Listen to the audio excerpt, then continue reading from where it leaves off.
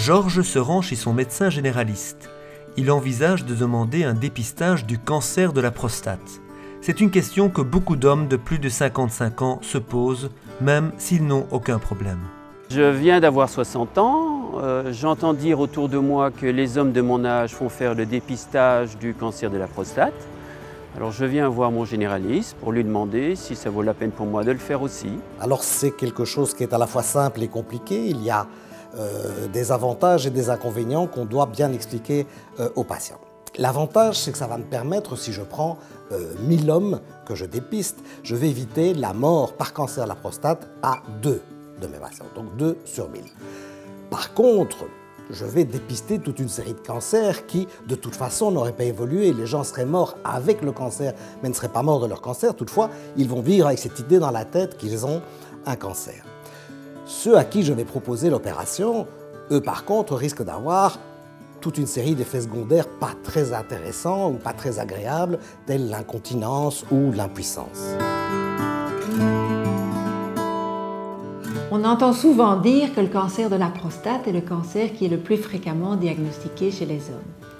C'est exact, c'est un cancer par contre qui n'est responsable que d'environ 4% des décès chez les hommes.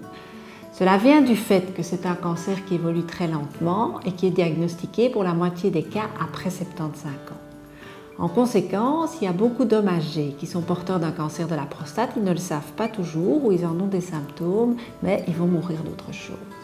Le Centre fédéral d'expertise des soins de santé et la Vlaamse Liga tegen Kanker, Ligue flamande contre le cancer, ont développé 2 outils d'information à ce sujet. Il s'agit respectivement pour la Ligue d'un outil destiné aux patients et pour le KCE d'un outil utilisable en consultation avec un patient qui demande un dépistage du cancer de la prostate par PSA.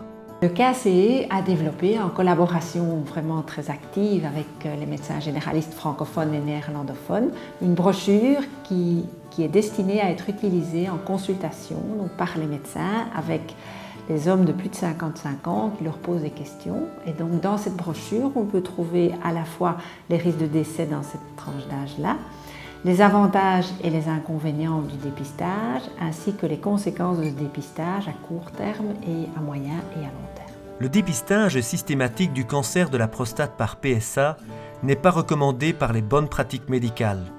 Le test du PSA n'est pas fiable à 100% et n'est d'ailleurs plus remboursé dans un but de dépistage. Je suis bien content que mon médecin m'ait expliqué les avantages, mais aussi les inconvénients. Et maintenant, je vais réfléchir à 2 fois avant de faire ce test. Le rôle du médecin généraliste est d'informer et d'éclairer son patient sur le choix qui est le meilleur pour lui. Il s'agit d'ailleurs d'un droit fondamental du patient d'être informé pour pouvoir prendre lui-même la décision la plus adéquate.